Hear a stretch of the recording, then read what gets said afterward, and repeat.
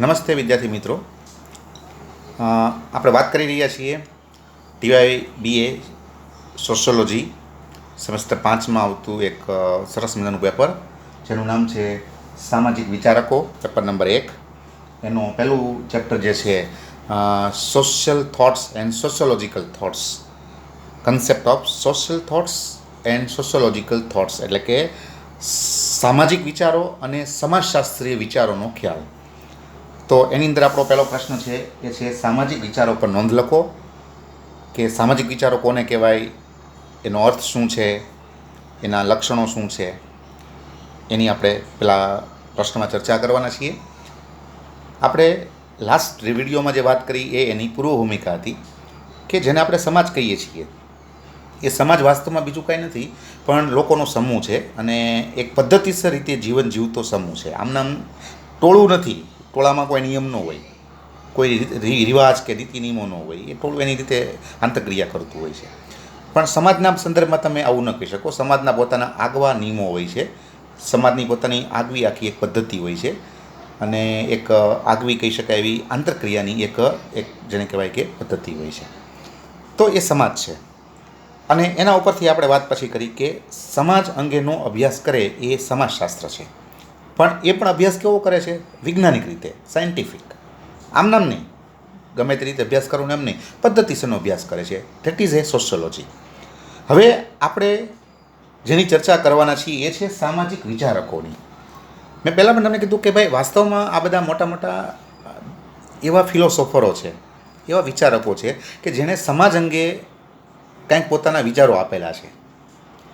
સમાજની કાંઈ જે સમસ્યાઓ છે એ સમસ્યાઓ કઈ રીતે ઉકેલી શકાય, એ અંગે શું કરી શકાય, એ સમસ્યાનું રૂપ કેવું હોય છે, આવી બધી બાબતો અંગે એને પોતાના વિચારો આપેલા છે. તો આપણે હવે વાત કરવાના છીએ સામાજિક વિચારોની, સોશિયલ થોટ્સ. હવે સામાન્ય ભાષામાં જો વાત કરીએ, બહુ સરળ રીતે જો આપણે વાત કરીએ, તો what does it mean by social thought?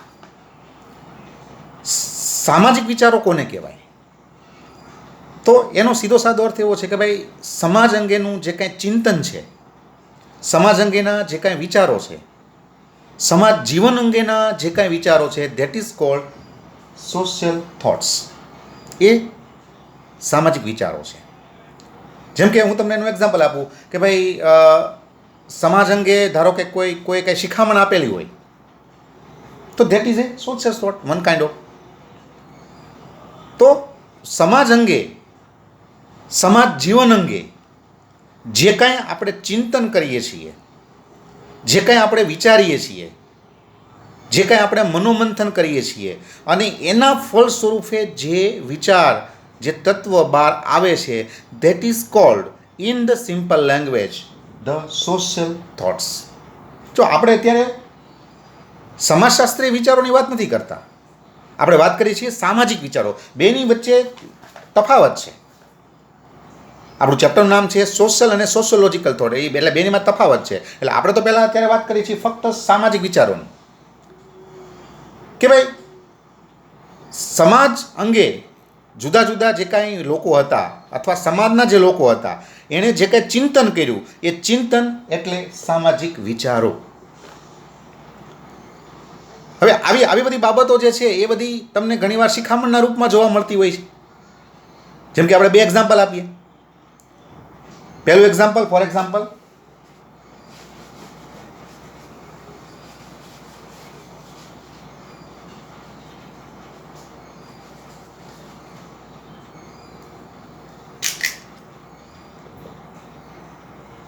ન બોલવામાં 9 ગુણ. ન બોલવામાં 9 ગુણ. અને બીજું, બોલે તેના બોર વેચાય. જો આ બે વસ્તુ છે, આ વાસ્તવમાં શું છે? ચાલો પહેલા વિચાર કરો. પહેલું, ન બોલવામાં 9 ગુણ, અને બીજું એની ઓપોઝિટ, બોલે એના બોર વેચાય. જો આ વાસ્તવમાં બે શું છે, મેં ઇન્વર્ટેડ કોમાં આ બે વસ્તુ લખી છે, તમે વિચારો. ચાલો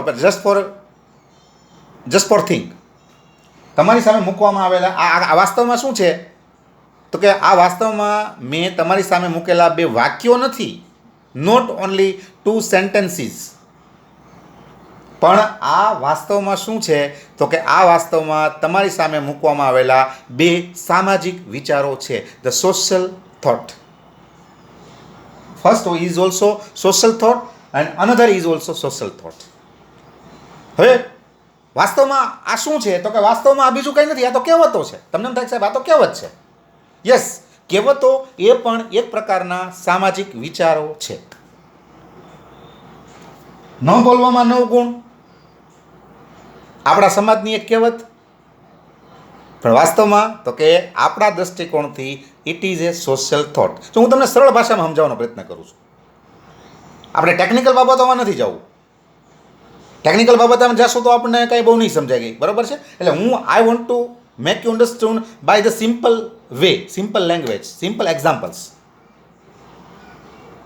તો ન બોલવામાં 9 ગુણ આપણા સમાજની એક શિખામણ, પણ વાસ્તવમાં તો કે આપણી માટે સામાજિક વિચાર. આપણને સૂચવવામાં શું આવ્યું, તો કે બોલવામાં મજા નથી. જો આપણા બેયનું આપણે પોસ્ટમોર્ટમ કરશું, પછી જસ્ટ પહેલાં સમજી લઈએ. બીજું તો કે બોલે એના બોર વેચાય. આપણી માટે સમાજ માટે શું છે, તો કે સમાજ માટે એ એક પ્રકારની શિખામણ છે, એક કહેવત છે. જેમાં આ કહેવત છે એ પણ કહેવત જ છે. પણ આપણી માટે as a student of sociology, it is nothing but, it is not saying, it is nothing but, it is one kind of social thought. બોલે એના બોર વેચાય, જે બોલશે એનું બોર વેચાશે, નહીં બોલે એના બોર નહીં વેચાય. આ બે એકબીજાની ઓપોઝિટમાં છે, છતાં સામાજિક વિચારો છે. સામાજિક વિચારો આવે એમાંથી, અનુભવોમાંથી. આપણે જુદા જુદા અનુભવોમાંથી પસાર થઈએ અને મનોમંથન કરીએ, અને પછી જે કહેવત બહાર આવે, જે શિખામણ બહાર આવે, જે વિચાર બહાર આવે, that is called social thought, સામાજિક વિચાર. એક ઘરે એક છોકરી, એ છોકરીને જોવા માટે ઘણા બધા આવે, પણ એ છોકરીની જે બોલવાની પદ્ધતિ અથવા એની જબાન જે છે ને, એ એવી વિચિત્ર ને કે એ બોલે એટલે લોકો ભાગી જાય. છોકરી સારી, એમાં નાની, બધી રીતે દેખાવડી સારી, કુટુંબ સારું, પણ હવે પ્રશ્ન હંમેશા એ થાય કે છોકરીને જોવા આવે, છોકરીની કાંઈ વાત કરે અથવા છોકરી કાંઈ બોલે એટલે બધા છુમંતર. એટલે ઘણા બધા માણસો આવી ગયા, ઘણા બધા લોકો આવ્યા. જો હું એક એક્ઝામ્પલ તમને, એક રમૂજી એક્ઝામ્પલ એટલા માટે આપું છું કે તમે આને સમજી શકો કે આવું શા માટે આવ્યું, કઈ રીતે આવ્યું. એક એનું એક સામાન્ય એક મજા કરવા માટેનું એક્ઝામ્પલ છે. એટલે ઘણા બધા માગા આવ્યા ને ઘણા બધા વયા ગયા ને હવે છોકરીનું કાંઈ થાય નહીં, એટલે બધા માતા પિતાને એના બધા આમ ટેન્શનમાં કે ભાઈ આનું થાય તો સારું. ત્યાં એક માગું આવ્યું, એટલે એના મમ્મી પપ્પાએ છોકરીને બિહાડીને કીધું, તારે બોલવાનું નહીં કાંઈ, તારે કાંઈ બોલવાનું જ નહીં. પ્રશ્ન પૂછે એનો આમાં હા કે નાનો જવાબ આપી દેવાનો, બસ, બીજું કાંઈ બોલવાનું નહીં. તારે ક્યાંય વચ્ચે કોઈ ઠેકાણે વાત હાલતી હોય તારે વચ્ચે ઇન્ટરફિયર કરવાનું નહીં, કાંઈ, બસ કામ કરવાનું. તૈયાર બિયાર થઈને બ્યુટી પાર્લરમાં જઈને તૈયાર થઈ જતું. છોકરી બ્યુટી પાર્લરમાં જઈને તૈયાર બિયાર થઈ આવીને તમારે બધા મહેમાનો આવ્યા જોઈ, બધાને ગમી ગયું, ઓકે કાંઈ વાંધો નહીં. છોકરાને ગમી ગયું, મા બાપે કીધું છોકરી સારી દેખાવડી છે અને કાંઈ એકદમ શાંત છે એટલે બોલતી નથી. બધા જમવા બેઠા, મહેમાનો, છોકરી બધાને દોડીને પીરસે, બધા જમતા જાય, જમવાનું પૂરું થવાની તૈયારીમાં. ત્યાં છોકરીના મામા હતા, છોકરાના મામા હતા, એણે કીધું, બેટા તું કાંઈક બોલતો ખરી, કે અમારા ઘરે આવીશ તો તારે બોલવું પડશે. હસતું ખેલતું રહેવું પડશે, આમ નામ તું નહીં ચાલે. બોલ તો ખરી. છોકરીએ મનમાં નક્કી કર્યું બોલવું તો નથી, કારણ કે મારાથી કાંઈક એવું બોલાઈ જાય ને તો ભાગવાના જ છે બધા, બીજા ભાગ્યા એમ. છોકરી કાંઈ બોલી નહીં. મામા કે મામીએ કીધું ભાઈ, છોકરાના જે મામી આવ્યા હતા એણે કીધું ભાઈ બેટા બોલતું કાંઈક, બોલ તો કાંઈક થાય એમ. બધા મને કહેવાય ને બધા જે કાંઈ મહેમાનો જમતા હતા બધા, બેટા બોલું કાંઈક તમે એમ. હાવ મૂંગારી એમ ન ચાલે, એટલું શરમાવાય નહીં. આ જમાનો કાંઈ શરમાવાનો નથી, તમે હળી મળી જાઓ મારી યારે. અને પછી છોકરીથી રહેવાનું. એટલે છોકરી કે ભાઈ હાવ જમી લ્યો એટલે પોતપોતાના વાસણ ચોકડી મૂકી દેજો, અમે કાંઈ તમારા બાપના નોકર નથી. ઓલા બધા ભાગી ગયા. ન બોલવામાં 9 ગુણ. ક્યારેક બોલવામાં મજા હોતી નથી. સમાજના જુદા જુદા લોકો આ અનુભવમાંથી પસાર થયા, મનોમંથન કર્યું, અને આ કહેવત આવી કે ઘણીવાર અમુક એવા સંજોગોમાં બોલવામાં મજા નથી, ન બોલવામાં 9 ગુણ છે. આ કહેવત આમ બહાર આવી. That is social thought. બીજું તો કે બોલે ના બોર વેચાય. એક ભાઈની સરસ મજાના બગીચામાં બોર થાય, બહુ સારા બોર, ક્યાંય ન મળે એવી ગુણવત્તાવાળા બોર. બજારમાં લઈને ગયો એ માણસ, બેઠો વેચવા. બોલવામાં એ માણસ બહુ હંમેશા કાચો, એટલે કે બહુ બોલે નહીં, એકદમ મૂંગો ટાઈપનો માણસ, જરૂર પડતું જ બોલે. બજારમાં એ આખો દિવસ બેઠો, સારામાં સારા બોર હતા, રિઝનેબલ ભાવે વેચવાનો એ તૈયાર હતો, છતાં એના બોર વેચાણા નહીં. એની હારે બીજા જે બધા હતા કે જે બધા બોર લઈને બેઠા હતા એની ગુણવત્તા સારી નહોતી, છતાં બધાના બોર વેચાઈ ગયા. આમાંથી શું બહાર આવ્યું? તો કે બોલે એના બોર વેચાય. જ્યારે જરૂર હોય ત્યારે બોલવું જોઈએ, તો તમારી બોર વેચાશે, તમારું કામ થશે, અધરવાઇઝ નહીં થાય. આ અનુભવમાંથી લોકો પસાર થયા ત્યારે વિચાર આવ્યો, મનોમંથન થયું, અને પછી એક કહેવત આવી કે બોલશો તો બોર વેચાશે. That is one kind of social thought. આ સામાજિક વિચારો છે.